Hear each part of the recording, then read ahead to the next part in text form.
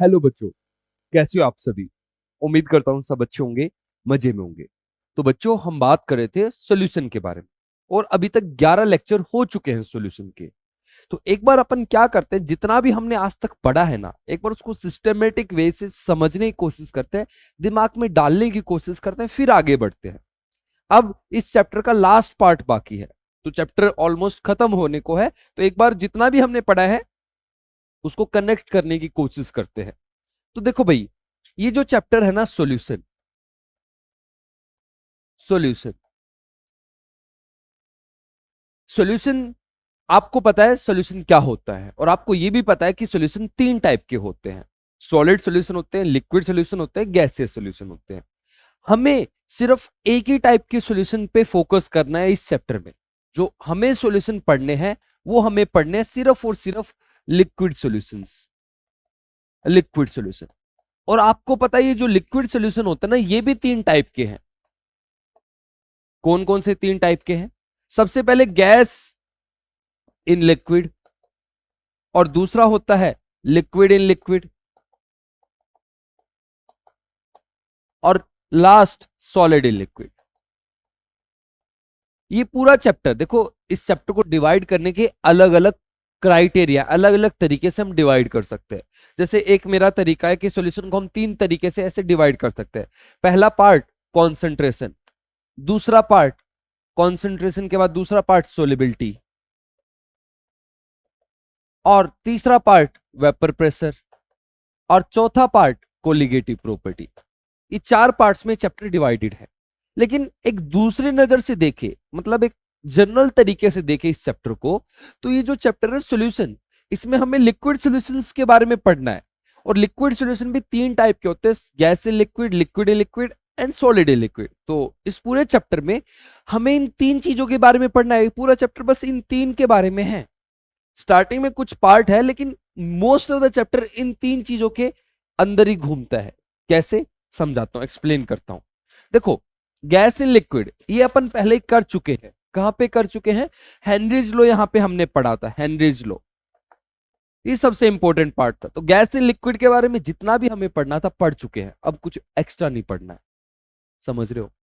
Liquid in liquid पे चलते हैं। लिक्विड इन लिक्विड के बारे में भी जितना पढ़ना था हम पढ़ चुके हैं। यहां पे एक ही मेन चीज है, राउल्ट्स लॉ।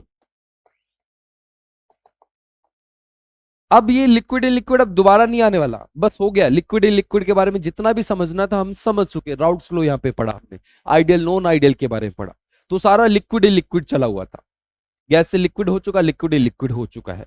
अब जो हमारा मेन पार्ट बचा हुआ है वो है सॉलिड इन लिक्विड। अब अपना जो चैप्टर है उसमें हम सॉलिड इन लिक्विड के बारे में पढ़ेंगे। अब जो पूरा चैप्टर रहेगा जितना भी बाकी है उसमें हम एक लिक्विड लेंगे, उसके अंदर कोई सॉलिड को डिसोल्व करेंगे। क्लियर है? समझ में आ रहा है? कोई लिक्विड लेंगे, उसके अंदर किसको डिसोल्व करेंगे? सॉलिड को, और एक सॉल्यूशन बनाएंगे। उस सॉल्यूशन के बारे में अब जानने की कोशिश करेंगे। अब हमारा नेक्स्ट टॉपिक आने वाला है सॉलिड इन लिक्विड। अब आगे इसी की जर्नी है, इसी के बारे में पढ़ना है। अब जो भी सॉल्यूशन होने वाला है उसके अंदर सॉलिड आने वाला है। क्लियर है? चलो, आज की क्लास को स्टार्ट करते हैं। और कहां से स्टार्ट कर रहे हैं? सॉलिड इन लिक्विड से। सॉलिड इन लिक्विड, पहले इसको समझेंगे यार, क्या है सॉलिड इन लिक्विड। और ये जो चीज है, जो आज की क्लास है, वो नींव रखी जा रही है आगे की चीज की। एक और चीज मैं आपको बता रहा हूं, ध्यान से समझना। ये जो चैप्टर है, इस चैप्टर के अंदर चार पार्ट है। अगर चार पार्ट्स को देखें तो मैंने आपको पहले ही बताया होगा, दोबारा बता रहा हूं, ये दो पार्ट है सबसे ज्यादा इंपॉर्टेंट है, सबसे ज्यादा। इस पार्ट से आज तक लगभग 35 क्वेश्चन पूछे जा चुके हैं, यहां से 20, और यहां से लगभग 10 नीट में, और यहां से लगभग ना के बराबर एक या दो क्वेश्चन। तो मेन जो चैप्टर है वो अभी स्टार्ट हो रहा है। यहां से 35 क्वेश्चन पूछे जाते हैं। ये वाला पार्ट अपना हो चुका है, कोलिगेटिव प्रॉपर्टी की तरफ हम बढ़ रहे हैं, मेन पार्ट है। और ये जो मेन पार्ट है इसकी आज फाउंडेशन रखी जा रही है।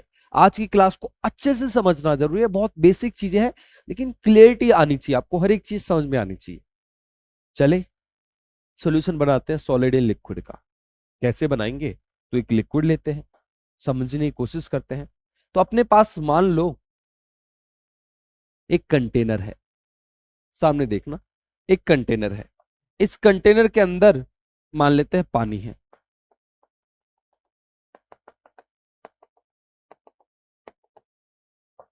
और ये कंटेनर बंद है।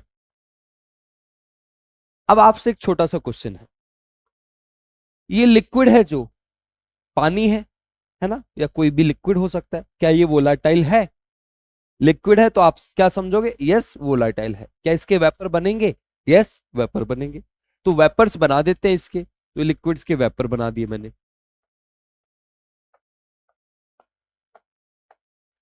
अब जो ये वेपर्स हैं ये प्रेशर लगाएंगे, और इनका जो प्रेशर होगा उसको मैं डिनोट कर रहा हूं। किससे डिनोट करूं? तो मैं मान लेता हूं ये जो लिक्विड है इसको मैंने लिक्विड 1 नाम दे दिया। जनरल ले लिया, लिक्विड भी लेके चल सकता हूं या लिक्विड 1 दे सकता हूं। ठीक है, तो इसको क्या नाम दूंगा मैं? इसका जो वेपर प्रेशर, इसको मैं क्या बोलूंगा? P1, P1 नोट, क्या बोलूं? नोट लगाऊं या ना लगाऊं? सिंपल सा क्वेश्चन। तो आप देखिए प्योर लिक्विड है, तो प्योर लिक्विड है इसलिए मैंने लगा दिया P नोट। क्लियर है? कोई दिक्कत नहीं? पक्का? P note. अभी वेपर प्रेशर है P नोट है। अब मैं क्या कर रहा हूं, ये जो लिक्विड है अभी सॉल्यूशन बनाने जा रहा हूं। मैं ये देखना चाह रहा हूं कि जब सॉल्यूशन बनेगा तो वेपर प्रेशर पे क्या फर्क पड़ेगा, क्योंकि आगे की जितनी भी चीज है वो वेपर प्रेशर से रिलेटेड है, तो वेपर प्रेशर मेन है। तो इसको पहले, सबसे पहले इसको मैं क्या करता हूं ना, एक और बना लेता हूं ऐसा ही।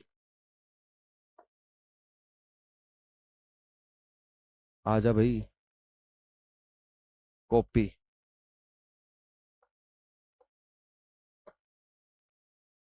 एक मिनट दीजिए, आ क्यों नहीं रहा है? दिख रहा है क्या? Combine line thickness edit mirror, क्या हो गया ये? नहीं यार, बैक करो, चलो दोबारा ही बना लेते हैं, दोबारा बनाना पड़ेगा। चलो, अब मैंने क्या किया, इसके अंदर non volatile solute, non volatile दिख रहा होगा आपको, नॉन वोलाटाइल सोल्यूट को ऐड कर दिया, सोल्यूट को ऐड कर रहा हूं, मतलब सॉलिड को ऐड कर रहा हूं इसके अंदर। ठीक है, क्या होगा तो उसके बारे में आपको सोचना है। जितना अच्छे तरीके से सोच सकते हो उतना आपके लिए बेटर रहेगा, उतना आपको आसानी रहने वाली है। तो यहाँ पे वही लिक्विड और इसके अंदर सॉलिड डाला है, सॉलिड को दिखा रहा हूं यहाँ पे, ये सॉलिड के पार्टिकल्स है।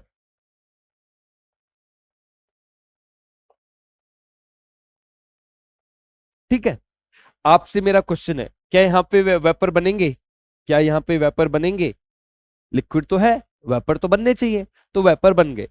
अगला क्वेश्चन, क्या ये वेपर्स जितने पहले बनने थे उतने बनेंगे या उससे कम बनेंगे? बोलो, या उससे ज्यादा बनेंगे? क्या बोलते हो? उससे ज्यादा, उसके बराबर, या उसके उससे कम? बोलिए क्या बोलते हैं? और यहाँ पे जो वेपर प्रेशर है, क्या उसको मैं पी नोट नाम दूं या कुछ और नाम दूं? तो ये बात ऑब्वियस है कि यहाँ पे पी नोट नहीं बोल सकते क्योंकि प्योर नहीं है अपने पास लिक्विड, तो इसको मैंने नाम दे दिया सिर्फ पी। अगला क्वेश्चन है, कौन बड़ा, पी नोट बड़ा या पी बड़ा? आंसर है पी नोट बड़ा, पी छोटा। यहाँ पे वेपर प्रेशर कम हो गया, लेकिन क्यों हो गया कम, वो समझना है अपन को। समझे? चलो डिटेल में बताता हूं हर एक चीज को, क्यों कम हुआ वेपर प्रेशर, समझना। तो देखो भाई, सीन देखो यहाँ पे, सीन क्या चला हुआ है, यहाँ पे लिक्विड और वेपर है, और जब भी लिक्विड और वेपर रहते हैं तो वहां पे इक्विलिब्रियम रहता है। पार्टिकल ऊपर भी जाते रहते हैं, नीचे भी आते रहते हैं, लेकिन यहाँ पे पार्टिकल का नंबर क्या हो जाता है? फिक्स। तो अभी इस मोमेंट पे ये समझिए कि 5 पार्टिकल ऊपर जा रहे हैं और 5 पार्टिकल नीचे आ रहे हैं। 5 पार्टिकल ऊपर गए, 5 का इवेपोरेशन हुआ, 5 का कंडेंसेशन हो गया। क्लियर है? और यहाँ पे जो पार्टिकल है उनका नंबर फिक्स है। अब मैं कुछ चेंज कर रहा हूं यहाँ पे। चेंज क्या किया मैंने? कुछ पार्टिकल्स को डाल दिया। कहां पे डाल दिया? लिक्विड में। अब आपसे एक छोटा सा क्वेश्चन है, जब मैं सॉलिड को डालूंगा इस लिक्विड के अंदर, तो इनमें से कौन सी चीज पे चेंज आ सकता है? ऊपर से नीचे वाले पार्टिकल्स पे चेंज आएगा, नीचे से ऊपर जाने वालों पे चेंज आएगा? सोचो। देखो, सुनो पहले, हमने सॉलिड को कहां ऐड किया है? सॉलिड को ऐड किया है लिक्विड के अंदर। ऊपर तो कुछ चेंज किया नहीं है, तो ऊपर कोई चेंज नहीं किया, तो ऊपर भी, ऊपर से जो नीचे आने वाले पार्टिकल उसमें कोई चेंज नहीं आने वाला। ऊपर से अभी भी 5 ही पार्टिकल नीचे आ रहे हैं। ठीक है, अब समझते हैं कि नीचे से ऊपर जाने वाले पे कोई चेंज आएगा क्या? समझते हैं। देखो, पहले इस सरफेस के ऊपर, इस सरफेस के ऊपर सारे पार्टिकल्स, सारे के सारे पार्टिकल्स इस लिक्विड के हुआ करते थे। मान लो 100 पार्टिकल, तो 100 के 100 सारे लिक्विड के। अब क्या हुआ, 100 में से कुछ पार्टिकल्स सॉलिड के आ चुके हैं इस सरफेस पे, कुछ पार्टिकल्स किसके भी आ गए हैं, कुछ पार्टिकल सॉलिड के भी आ गए। तो मान लेते हैं 100 में से 20 पार्टिकल ये सॉलिड के आ चुके। आपको पता है जो सॉलिड होता है नॉन वोलेटाइल, ये तो वेपर में जाएंगे नहीं। तो ऊपर सरफेस पे, क्योंकि पार्टिकल तो सरफेस से निकलने वाला है, इस वाले केस में 100 पार्टिकल रहा करते थे, इस वाले केस में 80 है। तो प्रोबेबिलिटी कहां से जाने के पार्टिकल ज्यादा? इस वाले केस से। तो यहां से ज्यादा पार्टिकल ऊपर जाएंगे, यहां से कम पार्टिकल ऊपर जाएंगे। समझ रहे हो? समझ में आ रहा है? तो यहां से पार्टिकल की जाने की टेंडेंसी कम हो जाएगी, क्योंकि सरफेस पे दूसरे पार्टिकल्स भी आ गए। अब अगर पार्टिकल्स ऊपर जाने वाले कम हो गए, पहले 5 जा रहे थे तो इस बार 4 ही गए। ठीक है, समझो। अब पार्टिकल गए ऊपर 4, नीचे आए 5, एक एक साइकिल हो गई। तो ओवरऑल क्या रहा? पहले तो कोई चेंज नहीं होना चाहिए, क्योंकि 5 जाते थे 5 आ जाते थे। इस वाले केस में देखो, 4 गए 5 आगे, नीचे ऊपर पार्टिकल क्या होने लगेंगे? कम होने लगेंगे, यहां बढ़ने लगेंगे। पहले साइकिल में एक पार्टिकल कम हुआ, एक और दोबारा हो गई साइकिल, और कम हुए, तीसरी में और कम हुए, चौथी में और कम। धीरे धीरे बार बार रिपीट होगा, ऊपर नंबर ऑफ पार्टिकल्स कम होने लगेंगे। और जैसे जैसे कम होने लगेंगे, ऊपर से पार्टिकल्स आने वाले उनकी भी संख्या कम होने लगेगी। ये 4 हो जाएंगे, ये दोनों बराबर हो जाएंगे, वापस इक्विलिब्रियम आएगा। लेकिन जब वापस इक्विलिब्रियम एस्टेब्लिश होगा, उस टाइम तक यहां पे नंबर ऑफ पार्टिकल्स कम हो चुके होंगे। क्लियर है? तो एक चीज समझनी है, अगर किसी लिक्विड के अंदर सॉलिड को ऐड किया जाता है तो उस लिक्विड का वेपर प्रेशर डिक्रीज कर जाता है। ये बड़ी इंपॉर्टेंट चीज है जो पूरे चैप्टर में हमें समझनी है आगे की चीजों के लिए। ये आगे की चीजों का बेसिक है। अगर किसी लिक्विड के अंदर सॉलिड को डाल दिया जाए तो उसका वेपर प्रेशर कम हो जाता है। आप पूछोगे क्यों कम हो जाता है? क्योंकि कुछ पार्टिकल सरफेस पे आ जाते हैं, जिससे बाहर जाने वाले पार्टिकल्स की संख्या कम हो जाती है। क्लियर है? तो हम क्या लिख सकते हैं यहां पे? हम लिख सकते हैं, हम लिखेंगे व्हेन a solid या non volatile solute, non volatile solute is dissolve, added नहीं, dissolve in a liquid, vapour pressure of liquid decreases. Reason, reason लिखेंगे ऐसा क्यों हो रहा है? Because some of the solid particles, solid particles, solid particles दिख रहा है ना? Some of the solid particles occupy the surface side.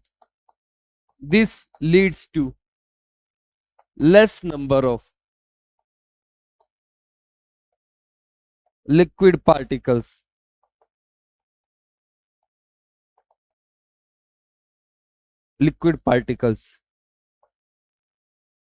going into vapor phase. Hence, decrease in pressure, decrease in vapour pressure. समझा क्या? कभी भी किसी liquid के अंदर सॉलिड को डाल दिया जाता है तो उसका वेपर प्रेशर कम हो जाता है। ठीक है, इसी चीज को थोड़ा सा हम ग्राफ की मदद से समझने की कोशिश करेंगे। ठीक है, चलिए एक ग्राफ बनाते हैं। तो ये इस चीज के बारे में स्टडी उसी बंदे ने की थी जिसने लिक्विड लिक्विड के बारे में स्टडी की थी, लिक्विड लिक्विड के वेपर प्रेशर के बारे में। राउट्स की बात कर रहा हूं, राउट्स। तो राउट्स क्या देखता था, अगर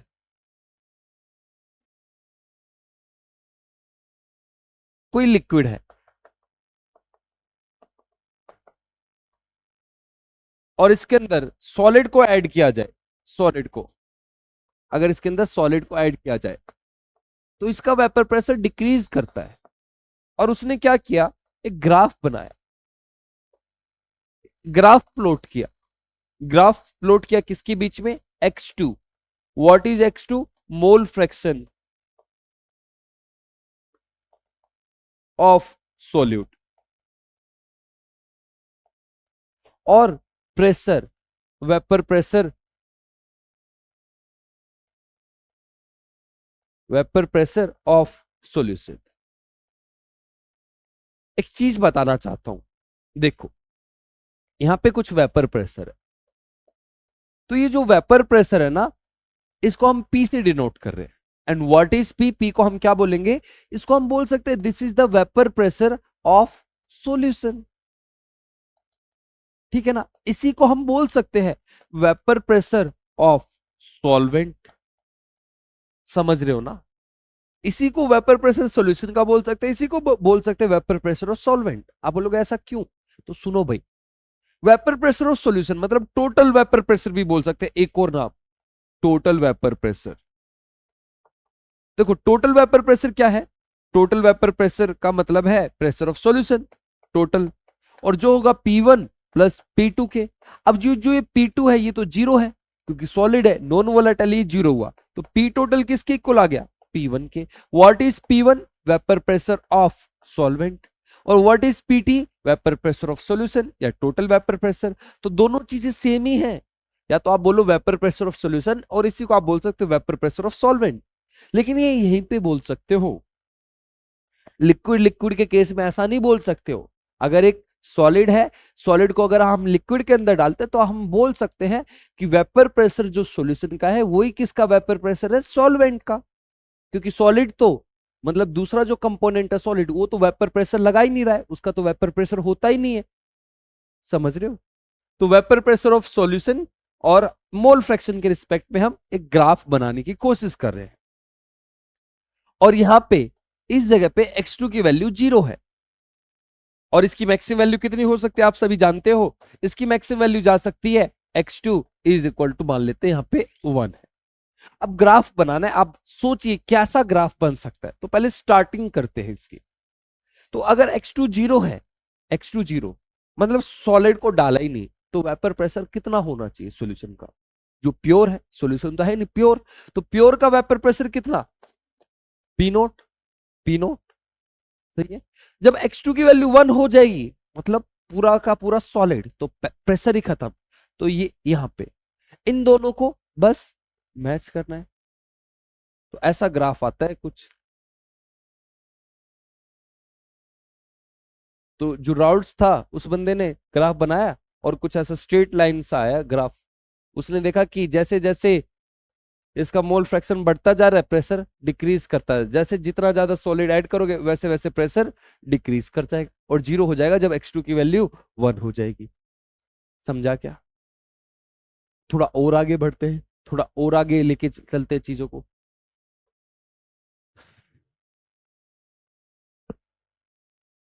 आपसे एक छोटा सा क्वेश्चन है, अभी मैंने ग्राफ बनाया था, यहाँ पे x2 है और यहाँ पे वेपर प्रेशर है। ग्राफ कैसा आ रहा है, ग्राफ ऐसा आ रहा है, यहाँ पे P नॉट और यहाँ पे x2 इज इक्वल टू 1 और यहाँ पे x2 इज इक्वल टू 0। ये जो ग्राफ है इसकी मुझे इक्वेशन लिखनी है, तो कैसे लिखूंगा? तो आपको ये समझ में आ रहा है कि एक लाइन है और लाइन की इक्वेशन रहती है y is equal to mx plus C. ठीक है भाई, लाइन की इक्वेशन यही तो होती है, फिजिक्स में भी पढ़ते हो, केमिस्ट्री में पढ़ते हो, हर जगह पढ़ते हो, और कुछ नहीं है। अभी तक हम क्या करते थे, इक्वेशन से लाइन लाते थे, अब हम क्या बोल रहा हूं मैं, इक्वेशन से ग्राफ लाते थे, अब ग्राफ से हम इक्वेशन लाने की कोशिश कर रहे हैं। तो मुझे दिख रहा है एक लाइन है और इस लाइन की इक्वेशन बनाने की कोशिश कर रहा हूं। तो पहले देखो वाई एक्सिस पे क्या है, वाई एक्सिस पे क्या रखा हुआ है, वेपर प्रेशर, सही है। पी नोट नहीं, पी नोट नहीं, वेपर प्रेशर की एक स्पेसिफिक वैल्यू है पी नोट।